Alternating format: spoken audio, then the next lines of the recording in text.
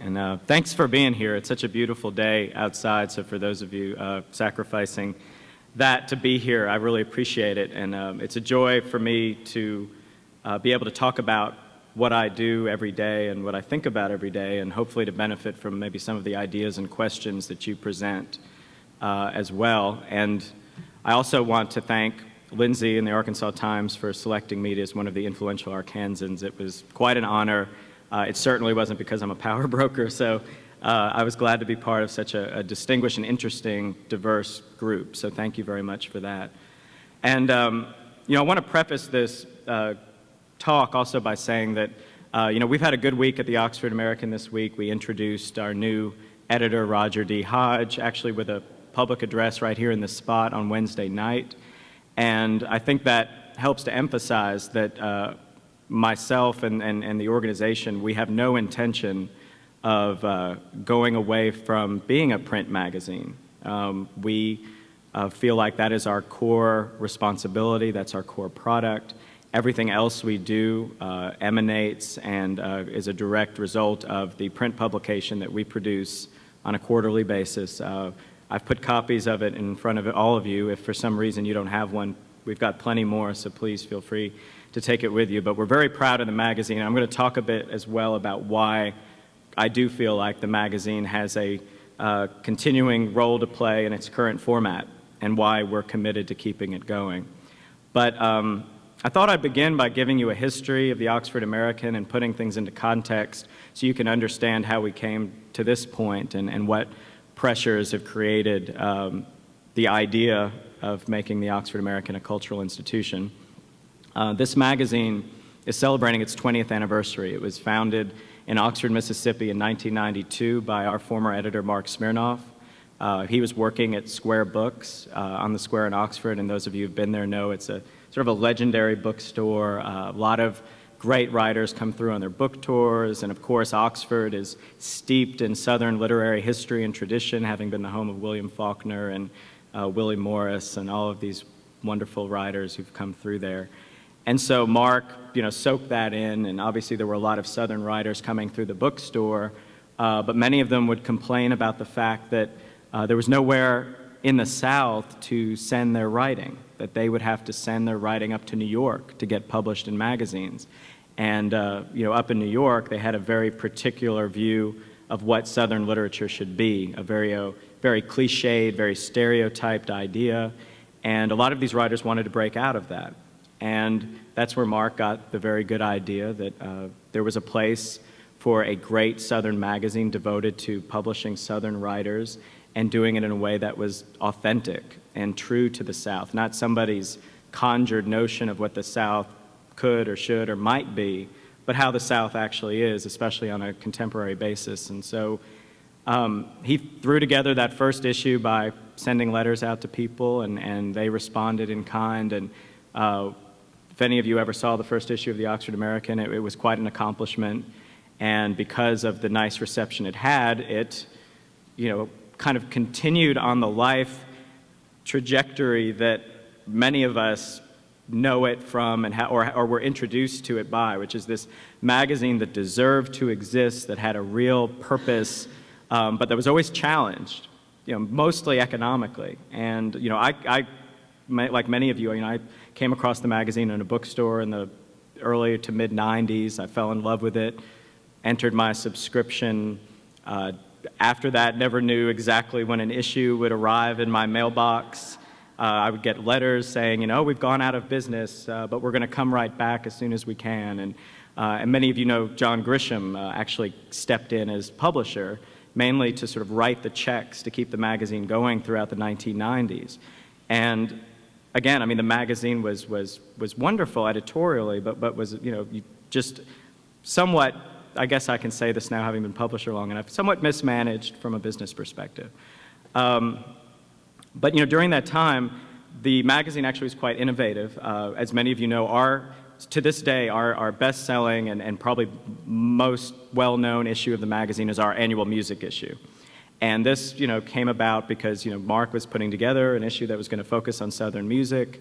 I think halfway through the process, he thought it'd be a bad idea to write about music without people getting to actually hear the songs that were being written about. So in his mind, he put together a mixtape that took the form of a CD that went in with the magazine, and it was a revelation for people. It made the Oxford American multimedia before multimedia was a concept that existed in media, at least in magazine publishing. And so it was a big success, and it's been an annual issue for us ever since. It's won 2 National Magazine Awards for the magazine. And so with this history, it still continued to struggle. It went, I think John Grisham maybe decided he'd had enough of writing the checks, and so it was sold to a couple of guys here in Little Rock about 10 years ago, moved here.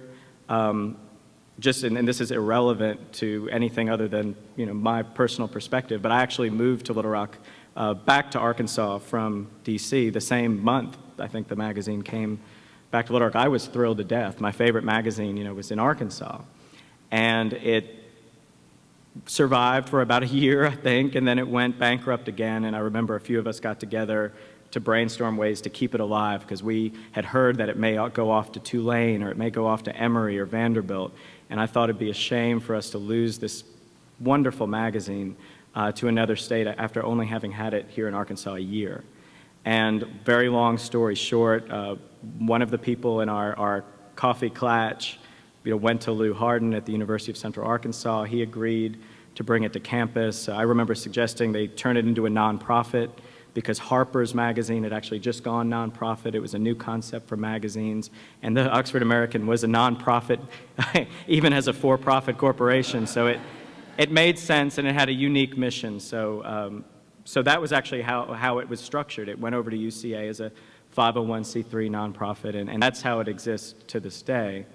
My involvement now as publisher was the result of yet another business hiccup for the magazine. Their office manager, back in, I guess it was 2007, embezzled from the magazine all year long, until by the end of the year the magazine was bankrupt and in debt to the tune of about $100,000.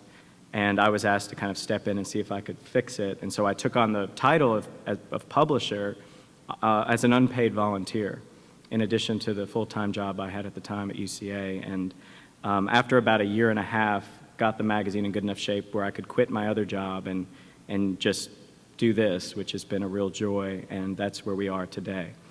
But this all gives you the context, which is that when I took over the magazine, it was bankrupt and in debt. And really, when I looked at it, the only asset that I thought we really had was our brand and our reputation, which was, unimpeachable because of the quality of the product. But magazine publishing obviously requires, more than just a reputation. And it actually, for those of you familiar, it requires quite a bit of investment. To gain new subscribers, you need to invest in things like direct mail, which is very expensive. And, there's just an awful lot of, money that needs to go into a publication before you can even think about, garnering any kind of return. And since we didn't have that, my thought and idea was, how do you take what is a great publication and make it live at a time when, certainly the economy was not in good shape in 2008 when I took over, but also print media is going through this enormous change. People's reading habits were changing, and we've seen magazines like Newsweek go bankrupt, because who wants week-old news when you have the internet? What purpose does that serve?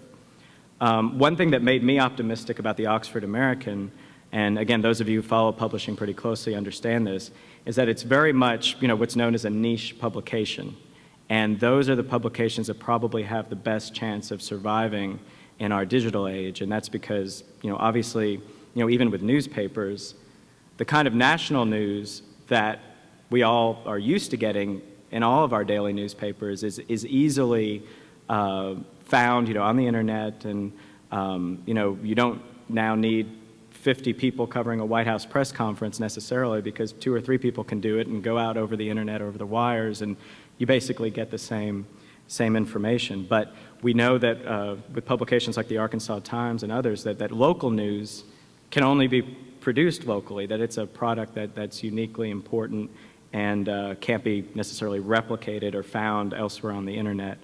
And so when it comes to magazines, it's the same way. The Oxford American, to me, there was a tremendous opportunity there because it is not only a niche, but there's an entire humongous landscape that the Oxford American rightfully can claim to have authority over, in which we have no competition. And to me, that's documenting and perpetuating the cultural and intellectual life of the South. And, you know, there are obviously other publications that people feel, you know, are our competition, publications like Southern Living and Garden and Gun, but to me, those are not competition at all. I mean, we have overlapping audiences, just like, you know, I subscribe to several different publications that I like, you know, the New Yorker, the Atlantic, Harper's, Vanity Fair even. They cover, you know, different aspects maybe of similar subjects. But those publications I mentioned are lifestyle magazines. You know, they're for people who, you know, are obviously looking for food, recipes, clothing, you know, et cetera. But as far as, you know, really honoring and respecting the tradition of, you know, Southern culture, but then also playing a role and offering a forum to new voices and ensuring that Southern culture continues to be created and that it continues to be disseminated and that there's a place for those writers and those artists and those filmmakers and those, you know, artisan food makers, everybody. The Oxford American can play that role uniquely. So, you know, if we're not doing those things, we're failing because those can be ours if we want to have them. And, you know, in that respect, we can rightfully claim to be a cultural institution, taking the content that we've been producing for the print publication, but extending it into people's lives in all kinds of different organic ways. And as Lindsay mentioned, you know, we started by, you know, basically doing events, doing what is very, I think, familiar to most of you who I expect are probably sophisticated media consumers, especially because you're sitting in this room and what I'm describing is exactly what Lindsay and his team have put together, but it's a way of taking, you know, the content of the Arkansas Times and bringing it to all of you in a direct way, you know, our community, allowing you to interact with it, allowing you to, you know, take what you've read in that particular issue, but now, you know, I think you wrote a few paragraphs about me. Now you're going to sit here and I'm going to bore you for about 45 minutes more. So, you know, that's kind of what we started to do with the Oxford American is, you know, take the content of our issues, whether it's a food issue or a Best of the South issue or an issue on education or an issue about New Orleans, and, you know, translate those into events where we enlist our writers and we enlist other commentators and chefs and people so that when we can create experiences for people so they can interact with the Southern culture. And you know, we've had weekends in Clarksdale, Mississippi, for instance, where people came from all over the world, literally, to Clarksdale, knowing that the Oxford American would curate an authentic experience for them, that it wouldn't be something, again, cliched, something that they could have done, you know, through a tour group or by reading, you know, a Fodor's guidebook. But, you know, we were going to put together a weekend where they had evenings of music, opportunities to, you know, taste the food, hear from our, you know, writers who cover the blues. And, you know, that weekend we, you know, had a beer tasting. We had all kinds of different things happen so people could come and experience the Southern culture. And these events that we've done around the South and around the country really have been really quite successful, and you know, we're the first sort of step into that realm. As Lindsay mentioned, you know, we also have, you know, really embraced our digital opportunities, knowing that we're a quarterly magazine in print. We've you know, taken the internet for all of the opportunities it presents, which is, you know, unlimited. The unlimited amount of content that we can produce. And we've not only done a lot more in the realm of writing, but we've, you know, taken advantage of multimedia. So, you know, whether it's music or whether it's the video series that we created called So Lost, which is a really unique and free window into very specific stories about people and places and really ideas around the South. You know, we've been able to do that and been recognized for it. And So Lost, the video series, led directly to a partnership we have now with NPR called Southward, where we basically, NPR trusts, the Oxford American basically to join forces and report unique stories around the South for their national audience. And the way it works is our videographer, Dave Anderson, who does the SOLAS series, will go out with the NPR reporter and report the story together. And then they'll go back to their respective homes, and Dave will produce a video, and the NPR reporter will produce the radio piece. And then both pieces are released simultaneously whenever the NPR broadcast happens, on Morning Edition or All Things Considered. And then both the radio piece and the video piece live on the NPR website and the Oxford American website. But, it's obviously a way for both of us to reach audiences that have mutual interests. It's a way for us to project our brand and reputation, obviously, to a wider audience, and in a way that, again, doesn't cost us as much money as if we, were to try to mail a letter to all of those people or magazine. And so these kinds of things, I think, help, again, project the Oxford American into different realms. We also started a writers' conference last year. You might have heard about it. The Oxford American Summit for Ambitious Writers took place at the top of Petit Jean Mountain at the Winthrop Rockefeller Institute. And again, it was a way of moving toward engaging people, not just, again, trying to capitalize on what we do well, but trying to do what we could to foster a writers' community and to, again, help the next generation of great Southern writers perfect their craft and give them an opportunity to move forward. And so that's what that summit was about, and we're excited, to kind of keep that going as an annual event. But, all of this, I think, has helped direct us toward the project that Lindsay mentioned that we're going to be opening in January of 2013, which is the South on Main project in the old Juanita's building. And really, to me, after we did these events, and after we did all of this online content, and after we forged these partnerships with like-minded people, it seemed to me, why weren't we doing this on a daily basis? Why couldn't we create a physical, permanent manifestation of what I feel like we were doing well as both a magazine and, like I said, as a growing cultural institution? And so, I've been looking for real estate, really. I had this idea for the last 3 or 4 years, just looking up and down Main Street in Little Rock and North Little Rock and around town, and we never could really find the right thing that we could afford, that had enough space, and et cetera. And then Juanita's one day, up and left for the River Market, and I went and looked at the building. It was perfect, and we got lucky with our landlord, and a lot of other things fell into place. But most importantly, we just recently received a grant from Art Place, a national organization that's a consortium led by the National Endowment for the Arts, but includes most of the major arts funding foundations around the country, like Ford and Kresge and others. But this grant for $290,000 will fund the renovations that we're about to begin. And the project is basically a neatly wrapped box of everything that I just have been talking your ear off about. We're going to have an Oxford American branded Southern restaurant that will be open every day for lunch and dinner, coffee in the afternoon, drinks in the evening, of course. And the idea behind the restaurant is that, it will be about, to repeat myself, honoring and respecting the traditions of Southern culinary culture, but also being a place for innovation and experimentation on the food front. And as many of you know, there's a lot of that going on in the South right now.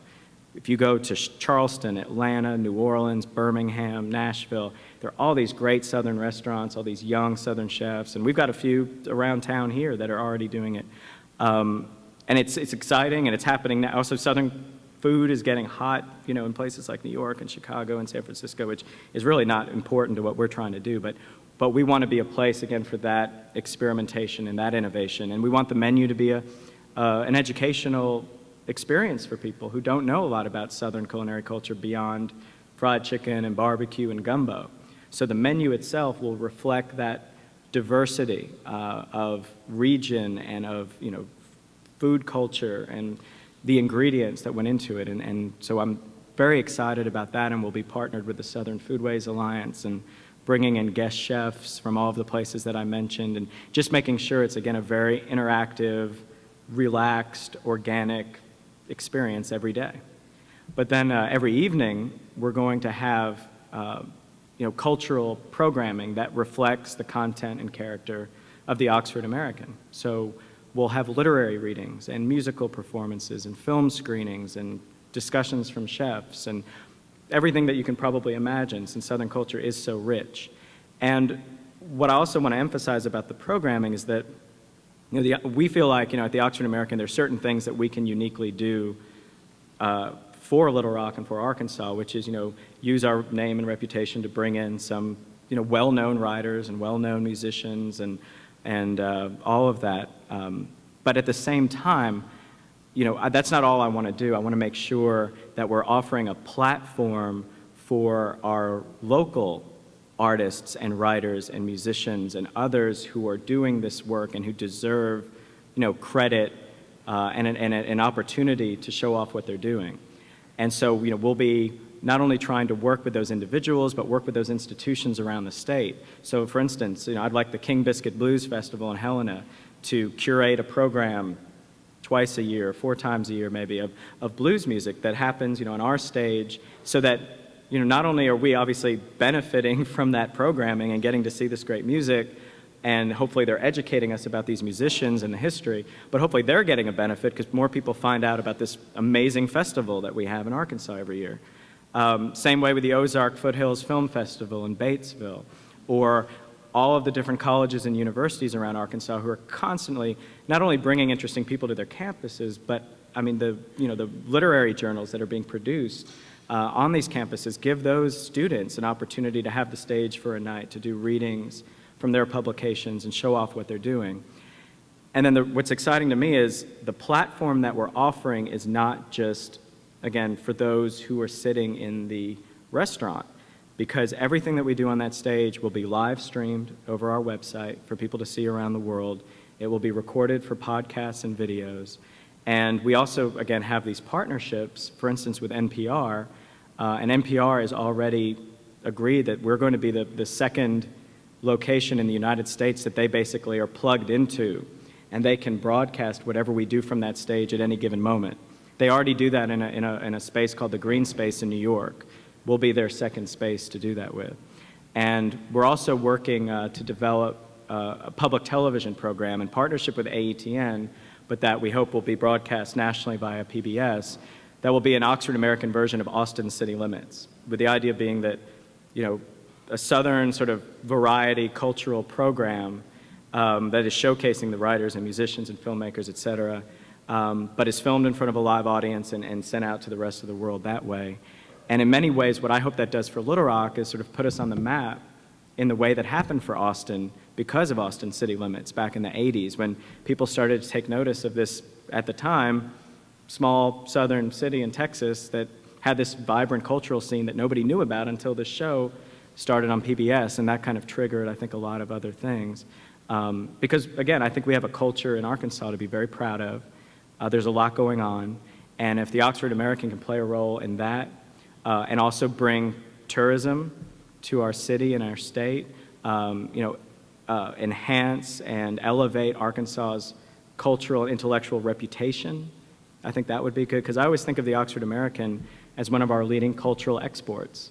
And we're the only national magazine produced in Arkansas, and we showcase a side of the South that's often neglected or ignored because it's, we're usually condescended to, but I think that we present a smart, authentic version of the South, and that goes out to the rest of the world from Arkansas, and it proves that, yes, Virginia, there are some smart, interesting people down South, and we know that, and we don't have to apologize for what other people think about us, but, it's still important, I think, to recognize that. And so, in the end, when I, again, think about the Oxford American, we have this opportunity to be the place that people have to go in the United States to experience authentic Southern culture. We will, I think we've been that place in the pages of our magazine for 20 years. That's where people have gone to experience and learn about authentic Southern culture.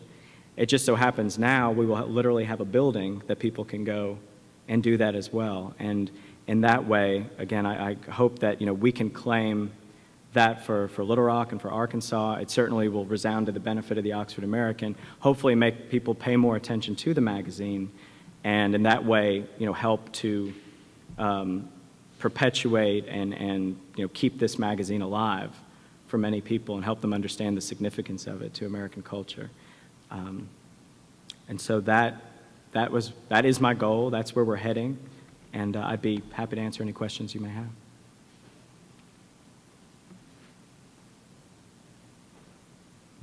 Okay, Lindsay. Oh, sorry. You can go if you'd like. Or, okay. Some of us who live in Soma, I think we're calling ourselves So-maniacs. Great. And we're absolutely thrilled. Thank you. This was a wonderful description of all the layers you're going to have that a lot of us weren't aware of. I was prepared to say, could we talk to you about lots of ideas we have? I think you just got about half of them. So thank you so much. Well, thank you. And again, I mean, it's an idea and project that's in progress. We're very interested in ideas. And I want to also say, we're so thrilled to be in South Main Street. It's a really vibrant neighborhood that's really going places. And so if we can contribute to the ongoing revitalization and redevelopment, we're thrilled to do that. Thanks. Yeah, I was just going to ask what the future of the Oxford American's relationship with UCA is. Sure. Well, right now, I'm not 100% certain. One thing that I've been careful about with the relationship is that, I have said this many times. I mean, the magazine owes UCA an enormous debt, and not just the money that we owe them, but for all of the problems that have existed at UCA over the last few years, and all of the things that we know didn't occur the way they were supposed to under the leadership of President Hardin and others at the university. I do think it was a bold and innovative thing for them to bring this magazine to their campus. And I know for a fact that the magazine certainly has helped enhance the university's reputation. Many people know UCA much more for the fact the Oxford American is on their campus than for their football team. And I think it's good for a university to have that kind of association. I think that, especially a public university in the center of our state, there have been many students who've had opportunities to intern at the magazine, and I know that both Lindsay and Caroline and others who've been there know that the internships at the Oxford American are really invaluable for people who are looking to make a career in publishing. And to be able to put that on your resume, to be able to get that kind of real-world experience, because the interns do real work there. It's something that people would claw and fight for and do if it were available in New York City. But even in New York City, there's not a major national magazine with an internship program that exists on a college campus. And we have that here at UCA, at a public university. And so I think the association's been good for us, obviously. It's been good for them. But, because of all of the scrutiny they're under and the problems that they've had, I've told President Courtway, we're going to be okay either way. I mean, the magazine is now, thank goodness, in a place where, we can survive, I think, regardless of whether we have our editorial offices on campus. And, if they would like to keep us there, we'd be more than happy to be there. I think we have a lot to contribute. If they decide that it's, difficult to justify to all of their constituencies, I totally understand that. I mean, I'm in politics now, and it's a difficult thing sometimes to make people understand the value of certain organizations or associations. So that's a long-winded way of saying I don't know, but we're going to be all right either way, and we'll be very grateful to UCA in perpetuity for what they did to keep the magazine alive. Sure, Chris. Do you have an idea in the long term that you will bring your editors and your interns to the center, because then people come here and then they're like, but the editors are home? Well, the truth is I don't have a plan for that, because I don't feel like I'm in full control of those particulars. The question, if you didn't hear it, was, is my long-term plan to bring all of the editors and everything to our location on Main Street? And there's certainly an intuitive benefit to doing that, but I'm not just going to make a decision or set a goal toward that because I don't want to offend UCA and I don't want to in any way go back on any kind of deal we have with them. But, you know, I mean, I wouldn't be surprised if over time that's what happens, but it's not a goal because, like I said, I don't feel like I have full power to do that. Sure, Frank. Let me get a mic. All right, well, with regard to the So Lost video series, I mean, you've been involved producing some of those, I believe. Some of the videos have received a lot of attention, won some awards, and they're certainly a dynamic part of your magazine's web content. So I'd be interested in hearing more about your plans for continuing that, expanding that project, and how that relates to the online aspect of the magazine as well. Sure. And I don't know if you've heard the question, but, you know, it's about the So Lost video series that we have. And I guess what I'll say on that, you know, that series was conceived, you know, over a cup of coffee with Dave Anderson, with the idea being that, you know, we thought there was a place for, again, some kind of video series that reflected the Oxford American's unique sensibility as far as finding stories in the South.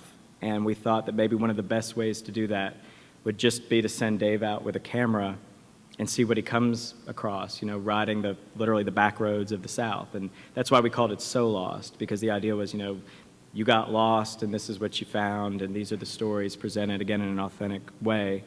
Another reason why we did it that way is that making video is really expensive, and we were doing this very much on the cheap. I mean, as cheap as we could do it.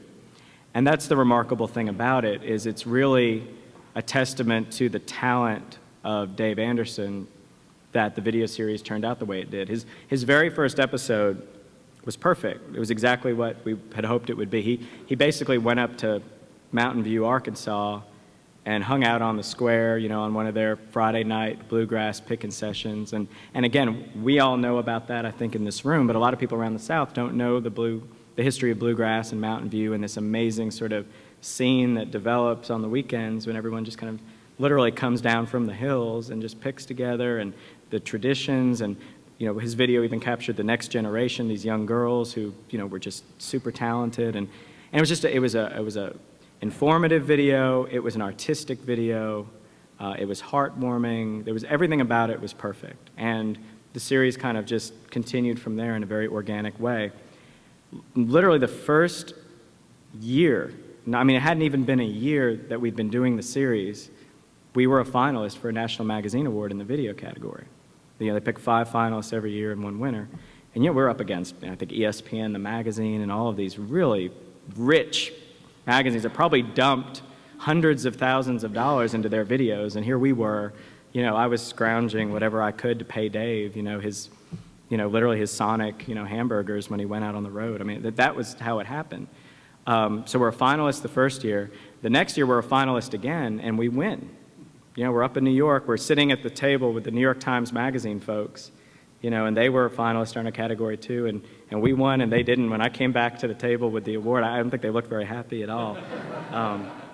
But it was fantastic. And again, I think that again, the idea was to take, you know, everything about the magazine that was great and then just literally translate it into a different media format. Because, you know, our magazine is scrappy. We hardly ever pay our writers probably what they deserve. And, you know, but what they do produce is excellent work. And it doesn't go in our magazine if it's not excellent. Same way with these videos. And so the plan for the series, to answer your question, is, you know, obviously to continue it, to expand it. I've, you know, introduced Dave already to our new editor with the idea of asking our new editor to use Dave to maybe supplement some of the writing in the magazine. And we've done that on occasion. We had an investigative piece a few months ago by Malcolm Garcia about some of the veterans from the Gulf War.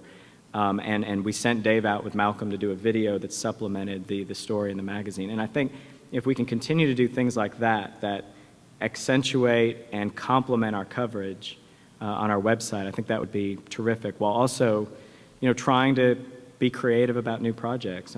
Dave has another idea about, you know, ways of doing videos around pieces of literature, you know, more artistic, expressions, maybe reading poetry or a short story and then setting it to video. And I know he's got a particular word for it, and I'm embarrassing myself, I can't remember it. But stay on the lookout for that. I mean, we're really hopeful that we can continue to innovate on the internet that way. Sure. You mentioned that the Oxford American doesn't really have any competition, that you guys are really the ones who are pointing to how enriched Southern culture is. And I'm just like wondering why. I mean, why has no one else seen the opportunity or like tapped into what I think has always been thought of as a rich culture? Mm-hmm. Why is Oxford American, unique? Well, I mean, there's a simple answer and a more complicated one. The simple answer is because not a lot of money in it. I mean, this publishing is a business, and I've already gone through all of the trials and tribulations we've had. It's easier to produce a Garden Gun than it is to produce an Oxford American, because it's easier to, and I mean no offense by this whatsoever, but to sell your editorial content to your advertisers, which is literally what they do, and we refuse to do that. So if we have a particular reputation we're trying to uphold. I will say that there are a combination of journals and magazines that probably do a little bit of what we do, and especially the academic journals, the Virginia Quarterly Reviews out of UVA, Southern Review out of LSU, Georgia Review, Sewanee, of course. But they're academic, and they are not geared towards a broad audience. And again, the amazing thing that the Oxford American does is, we are a mass-produced consumer magazine that's really kind of trying to be the Southern New Yorker, in that, we're trying to bring a high standard of intellectual and cultural coverage to as broad an audience as possible. And we're, distributed in all 50 states in Canada and internationally. You can walk into any bookstore and find us. But certainly the economics of it are difficult, which is why I've been having to kind of, do somersaults and, crazy things to kind of keep us alive. And I think that's the reason. I think the reason is there just aren't a lot of people who are willing to kind of, tighten their belt, roll up their sleeves, and produce an excellent literary magazine that can appeal to a broad group of people. And so we're willing to do the hard stuff. And I'm thrilled to death that the landscape is so open, because it allows us to move in so many different places. Sure. Let me get a mic to you so they can hear you in the back. You mentioned you have recently hired a new editor. I was remiss not to mention that in the introduction, but can you talk about how you managed to land Roger Hodge? And I'm sure some of us were here to hear him talk earlier this week, but what you envision him doing differently with the magazine. Okay.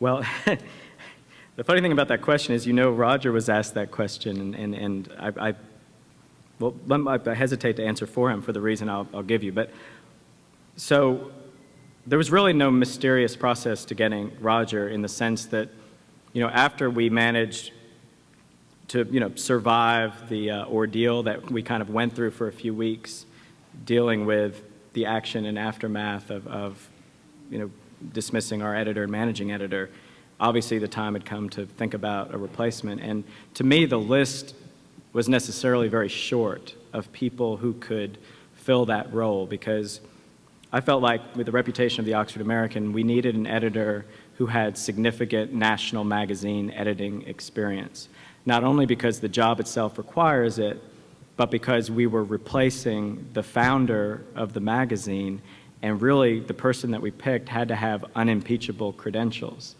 And so to me, that was very important and necessary.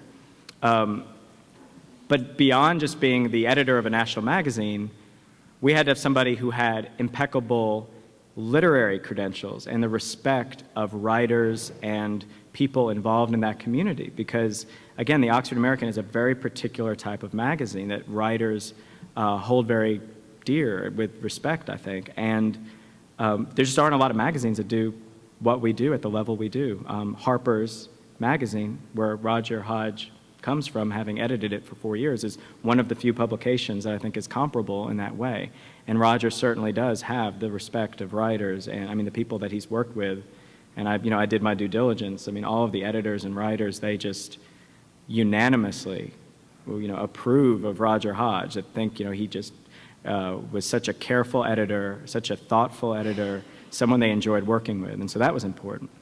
And then finally, because we do what we do, it was important to me that we had somebody with at least some Southern bona fides. And when you start, that narrowing that list the way we've done, I mean, you get to a very, very small group of people who have that. And Roger is a native of Del Rio, Texas, educated at the University of the South in Sewanee.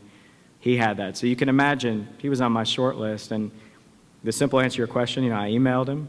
We talked on the phone several times, really hit it off. I really had a lot of respect for his ability and vision and thoughtfulness. And then he came down to Little Rock, and it was even better, knowing him in person. And I knew that this was the guy, and I think he knew that we were the magazine. I mean, he said there are very few publications I would even consider editing after having edited Harper's, but the Oxford American is certainly one. And I think the opportunity was as interesting to him as he was to us. And then finally, as far as what he would do differently, I want to say this. One thing that I've been very adamant about as publisher, I mean, I have never interfered with the editorial content of the Oxford American as publisher. I've never told somebody to put something in there or to take something out. I think that's pretty actually evident if you read the publication over the last 5 years, because it's certainly, we certainly haven't advantaged ourselves from a business perspective sometimes with the content that has been published in the magazine. I come from the editorial side of publishing. I never was on the business side of publishing until I took this role on, and so that's my perspective. So the editors of the Oxford American have full independence and autonomy. I mean, under the previous editor, I never even saw the magazine before it went to the printer, for better or worse. You may call that irresponsible. I thought it was, something that was necessary to prove how significant I thought it was to give that kind of independence to the editor. So Roger's going to do whatever he's going to do. And I think that changes will probably happen organically over time, and even he doesn't know what they are yet. Any editor is going to imprint a publication with his or her own particular approach. And he did mention there'll be a little bit more nonfiction and reporting journalism, which I think is excellent. And again, we'll kind of wait and see what happens. But whatever evolution happens, I think it'll be a slow and measured evolution. I don't think you're going to get the next issue of the magazine and it's going to be completely redesigned and rethought through. I think he knows that these readers of our magazine are serious and careful and very strong in their opinions, and they will not tolerate any kind of diminishment of the standards and the kind of content we've been publishing. And so he gets that, and I think that if anything, more of those writers will be back in the fold, and more of that kind of writing will be back in the magazine because Roger's in charge. He said we have time for one more question. Yes, ma'am. I'm really interested in the food culture side of the new building, and I'd like you just to amplify that a little bit. And who do you have in mind, and can you reveal her name? Person. Well, we do have a chef that we've already started working with, and I can't reveal his or her name right now because of, just respecting that person's, current employment and all of that kind of stuff. But suffice it to say, it's very exciting. I think the way we want the restaurant to be, we want it to be, and I hope, a niche that doesn't quite exist here in Little Rock, although we are getting, great restaurants opening all the time here. And I think, the food culture of Little Rock is something for all of us to be proud of. And I think, all of the chefs and restaurateurs that I know are just, thrilled at the mutual benefit that occurs when so much stuff is happening at the same time. But again, we want the menu to reflect the true breadth of Southern culinary culture. We want it to be accessible to people, so it's not going to be expensive. We want the ingredients to be local and to be, again, ingredients that reflect, you know, the traditions of the South. So you're going to have a place that's, you know, casual, but smart and fun and tasty, let's hope. And, you know, it's going to be, I think, really a nice addition to our scene here in Little Rock. Thank you.